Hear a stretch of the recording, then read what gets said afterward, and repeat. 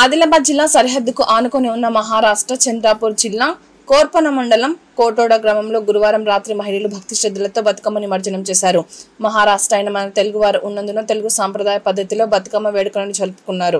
మహిళలు చిన్నారులు పూలను సేకరించి బతుకమ్మను అందంగా తీర్చిదిద్దారు. డప్పుల మేళ తాళాల మధ్య బతుకమ్మలను చేతబట్టి లయబద్ధంగా బతుకమ్మ పాటలు, కోలాటాలు, చప్పట్లతో ఆనందోత్సవాల మధ్య ముందుకు సాగారు. చిత్తూ చిత్తుల బొమ్మ, శివుడి ముద్దుగుమ్మ అంటూ బతుకమ్మ పాటలతో మహిళలు కోలాలు వేశారు. గ్రామ పెను గంగలో నిమజ్జనం చేశారు.